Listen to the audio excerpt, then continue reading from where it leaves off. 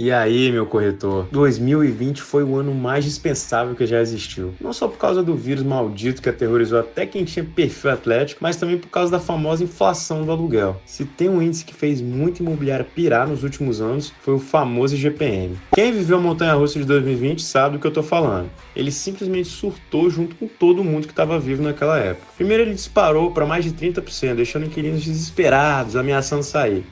Depois foi lá embaixo, chegando a ficar negativo, fazendo locadores quebrarem a cabeça para entender se deveriam reduzir o aluguel. Meu povo, reinados não duram para sempre. Apesar de hoje, felizmente, o IGPM está mais estável, temos outras opções, como o IPCA, que acompanha o custo de vida do consumidor, e o novato IVAR, que foi criado especialmente para refletir o mercado de locação. Então, no vídeo de hoje, vou explorar cada um desses índices com você. Vamos ver como eles funcionam, qual deles pode ser mais estratégico para sua imobiliária, e como calcular o reajuste sem perder a cabeça, mesmo se ele voltar a ficar negativo. E Deus queira que ele não volte a isso. Por isso eu peço para você já se inscrever no canal, ativa aí o sininho para ser notificado toda vez que sair um vídeo novo, continuar com a gente nessa caminhada de estudos sobre locações. A verdade é que eu e o mercado imobiliário como um todo aprendeu muito com essa bagunça. Muita gente começou a questionar se o ele ainda é melhor índice de reajuste ou se outros índices mais próximos da realidade do mercado. Lembro que naquela época eu deitava na cama em posição fetal e chorava a noite inteira, pensando por que diabos eu fui virar corretor. Não sabia o que fazer, se tinha que diminuir o valor do aluguel, se usava um índice diferente do contrato, ou se fazia de conta que não existia índice nenhum e seguia as locações como se estivesse tudo bem, enquanto tudo que ardia em chamas ali atrás de mim. Foi aí que eu decidi arregaçar as mangas e pesquisar, porque é a coisa mais sensata que a gente pode fazer quando está no olho do furacão. Cara, vamos combinar. A gestão de aluguéis tem um monte dessas coisinhas chatas e burocráticas. É reajuste, é inadimplência, é tanta coisa que a gente acaba ficando preso no escritório sem poder captar e crescer. Mas depois que conheci a Lud, eu não perco mais tempo. Deixo a ferramenta cuidar de toda essa parte burocrática automaticamente para mim. Cobranças, repasses, relatórios, inclusive reajustes. Tem um link aí na descrição se você quiser conferir e testar de graça. Tá, mas vamos lá para esses índices. Começando pelo velho conhecido, o IGPM. Ou como alguns gostam de chamar, a inflação do aluguel. Ele foi criado lá na década de 1940 e por muito tempo reinou o absoluto como um índice padrão para reajustar contratos de locação. Isso porque ele é calculado com base em 3 subíndices que medem a variação de preços em várias áreas da economia e por isso estaria mais próximo ali da realidade do locatário. O IPA, Índice de Preços ao Produtor Amplo, pesa 60% no cálculo e acompanha os preços no atacado. O IPC, Índice de Preços ao Consumidor, representa 30% e mede a inflação para o consumidor final. E o NCC, Índice Nacional de Custo da Construção, contribui com 10% e reflete os custos da construção civil. É um índice bem amplo, mas essa abrangência tem seus problemas. Por exemplo, ele é super sensível à variação cambial. Se o dólar sobe, o IGPM dispara. Se o dólar cai, ele despenca. Lá em 2020, isso virou um pesadelo, com o índice passando de 30% ao ano. Imagina aplicar isso no contrato. A galera estava em desespero. Foi renegociação para todo lado.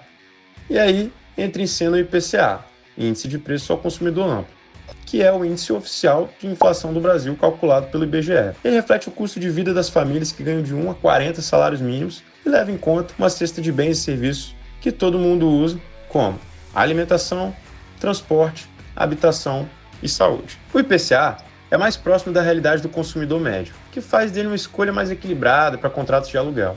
Ele não sofre tanto com oscilações internacionais como o GPM, o que significa menos surpresas agradáveis no reajuste. Muito imobiliária migrou para o IPCA exatamente por isso. E aí veio o IVA, Índice de Variação de Aluguéis Residenciais, o índice mais fresco do mercado. Ele foi lançado em 2022 pela Fundação Getúlio Vargas e foi criado para resolver um problema, ser um índice que reflete o mercado de locação de imóveis residenciais de forma mais direta. Ele coleta dados de contratos assinados, renegociados ou reajustados em 4 capitais brasileiras: São Paulo, Rio de Janeiro, Porto Alegre e Belo Horizonte. A vantagem é que ele é super específico para o mercado de aluguéis.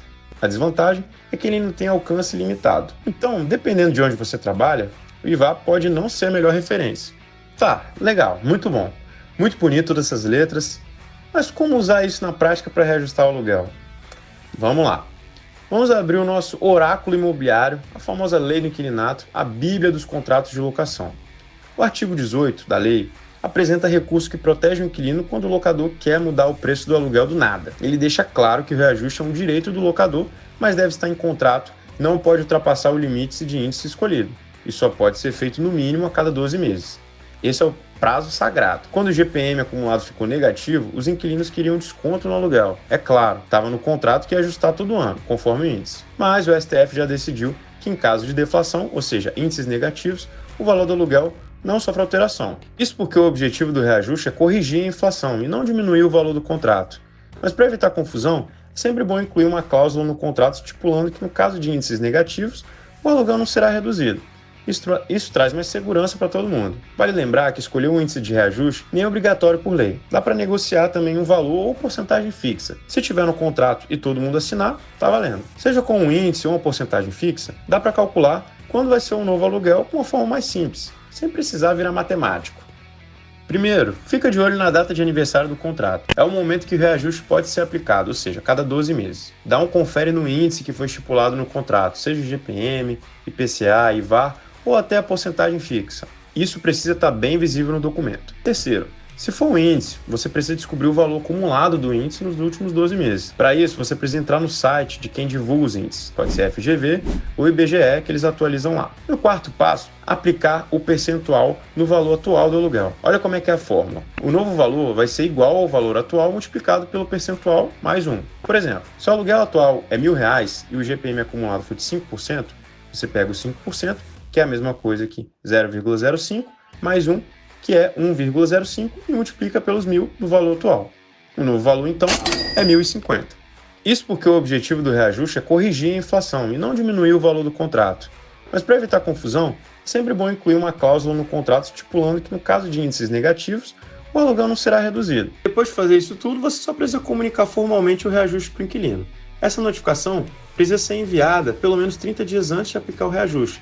Então não dá para moscar e perder a data de aniversário do contrato, senão vai ter que esperar mais 30 dias para conseguir reajustar. Fazer tudo isso manualmente pode ser um pesadelo, principalmente se sua carteira de imóveis estiver crescendo igual a minha. Por isso, hoje em dia, eu prefiro usar a gestão de aluguéis da Lud, que automatiza tudo isso para mim. Com ela, eu já consigo definir o índice ou porcentagem de reajuste na hora que eu cadastro o contrato na plataforma. Quando o reajuste estiver perto, ela me envia um lembrete, aplica o cálculo automaticamente e atualiza as cobranças futuras com um clique. Além de enviar as cobranças direto no WhatsApp do locatário, ela identifica o pagamento e faz o repasse automaticamente para o proprietário na mesma hora com o relatório também todo detalhado. É o famoso colocar no piloto automático, para focar no que realmente importa ali, captar mais imóveis e atender melhor os clientes. Se quiser conferir, deixei o link lá na descrição, que aqui tem até teste grátis. Vai por mim, sua vida de corretor vai ficar bem mais fácil. Parabéns por chegar até aqui comigo. Agora vai revisitar seus contratos para ver se não tem nenhum ali que já dá para enviar a notificação de reajuste e começar a fazer as contas. Ou usar a Lud, né? E se inscreve no canal, ativa o sininho, porque aqui a gente continua se aperfeiçoando juntos sobre o mercado de locações. A gente se vê no próximo vídeo. Até lá e bons negócios!